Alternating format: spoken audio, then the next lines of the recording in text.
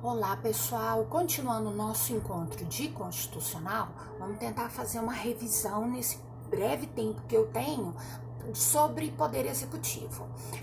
O artigo 76 da Constituição diz que o poder executivo é exercido pelo presidente, porque é ele que recebe o mandato, e ele é auxiliado pelos seus ministros. Então, o exercente do poder é quem recebe o mandato, no caso, o presidente e o vice, porque foram quem receberam o voto popular. O artigo 77, ele fixa o calendário de eleição. Então, ele diz que o presidente da República, ele será eleito em primeiro turno, se obtiver a maioria dos votos válidos, no primeiro domingo de outubro. Se não alcançar essa votação de maioria absoluta dos votos válidos no primeiro turno, os dois candidatos mais bem votados irão para o segundo turno, que será no último domingo de outubro. Se entre esses candidatos houver empate técnico, o critério de desempate para escolher quem será o primeiro e o segundo a concorrerem ao segundo turno será o critério de idade. Votos válidos excluem aí os votos brancos e os votos nulos. No artigo 78, fixa o compromisso do presidente da República, que é onde inicia sua responsabilidade constitucional.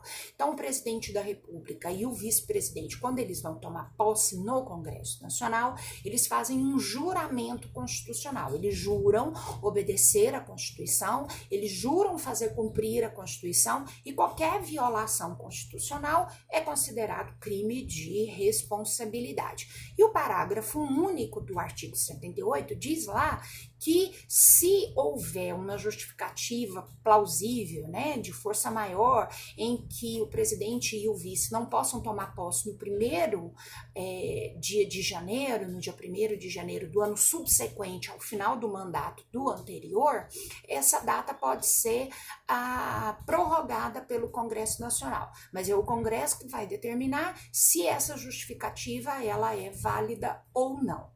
A partir do artigo 79, começa a se tratar sobre os institutos da substituição e da sucessão presidencial. Substituição é temporário, sucessão tem a ver com vacância.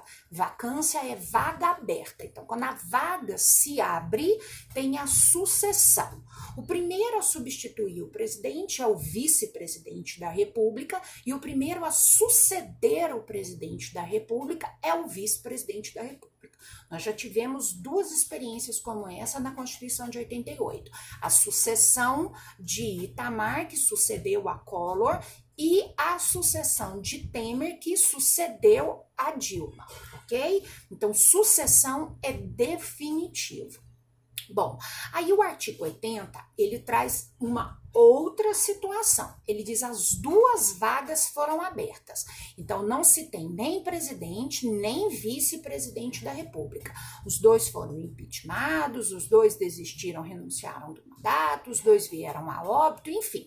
Aconteceu algo que os dois não estão mais no exercício da presidência da República.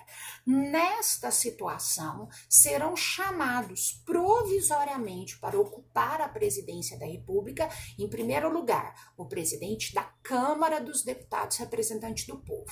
Em segundo lugar, o presidente do Senado Federal, representante do Pacto Federativo. E em terceiro lugar, o presidente do Supremo Tribunal Federal, guardião da Constituição. Esses, seja o presidente da Câmara, ou o presidente do Senado, ou o presidente do Supremo Tribunal Federal, quando no exercício da presidência, eles estão lá provisoriamente para convocar novas eleições. Aí o artigo 81, ele fixa o calendário.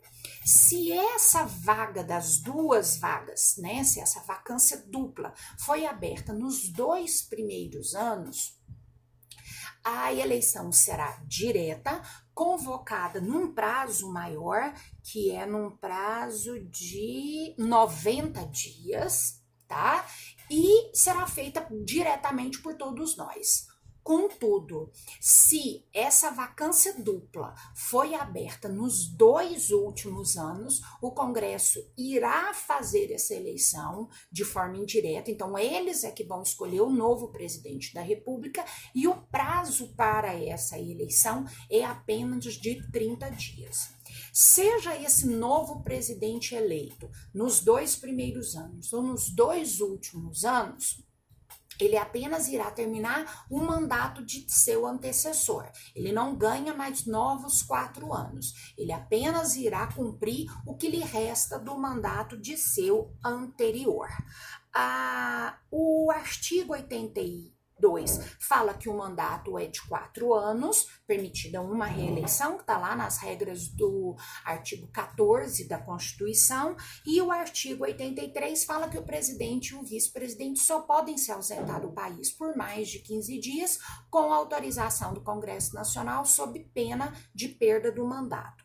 O artigo 84, ele traz lá as competências do presidente da República, tanto como chefe de Estado como chefe de governo. Artigo 85, que é o ponto também que eu quero chegar com vocês, que é a responsabilidade constitucional, chamado processo de impeachment, que é quando o presidente e o vice-presidente da República violarem o seu juramento constitucional. O artigo 85, ele diz que qualquer violência contra a Constituição, mas ele destaca algumas situações que, pelo gravame, justificariam a abertura do processo de impeachment, que são aquelas situações previstas lá nos incisos do artigo 85. O procedimento do instauração de processo contra o presidente da República. O presidente da República pode sofrer 2 tipos de processo: crime de responsabilidade, que é violação constitucional, e crime penal comum, desde que tenha correlação com a sua função de administrador público. Tanto nos crimes de responsabilidade quanto nos crimes penais comuns, primeiro essa denúncia vai ser oferecida à Câmara, a Câmara vai autorizar, então tem que passar pela autorização da Câmara com quórum qualificado, e depois que a Câmara autoriza a instauração do processo, é que pode ser instaurados os processos. Se for de crime de responsabilidade, o processo será instaurado no Senado Federal e é ele que processa e julga também por quórum qualificado. Se for de crime penal comum, vai ser no Supremo Tribunal Federal. O presidente fica afastado nos seus primeiros 120 dias de instauração desses processos, das suas funções. Se os processos não se encerrarem em 120 dias, ele volta ao exercício das funções e os processos continuam tramitando normalmente. No Supremo Tribunal Federal, o presidente, em sendo condenado por crime penal que tenha relação, porque o presidente tem a chamada cláusula de irresponsabilidade penal temporária, então ele só pode ser processado por crime penal que tenha conexão com a função presidencial, ele sendo condenado só poderá ser preso depois do trânsito em julgado. No Senado Federal, artigo 52, parágrafo único, diz que a sessão de julgamento do crime de responsabilidade será presidida pelo presidente do Supremo Tribunal Federal, porque ele empresta jurisdição ao Senado, mas ele apenas preside os trabalhos. Quem vai decidir se o presidente será condenado ou não é o voto de maioria qualificada dos senadores. A pena de responsabilidade, depois do último impeachment que nós vivemos, ela ficou decidida que são 2 penas: perda do cargo e inabilitação para exercício de funções públicas durante 8 anos. Então, anteriormente, na experiência de Collor, nós tivemos essa pena aplicada, era uma pena só, entendia que era inabilitação e perda do cargo. No caso de Dilma, não. Entendeu-se que era perda de cargo e ou inabilitação, é o chamado fatiamento da pena. Então, quem decide se o presidente será impeachmentado é o voto de maioria qualificada dos senadores, e aí eles vão aplicar essa penalidade. Espero que eu tenha conseguido esclarecer, e muito obrigado mais uma vez pela atenção de vocês.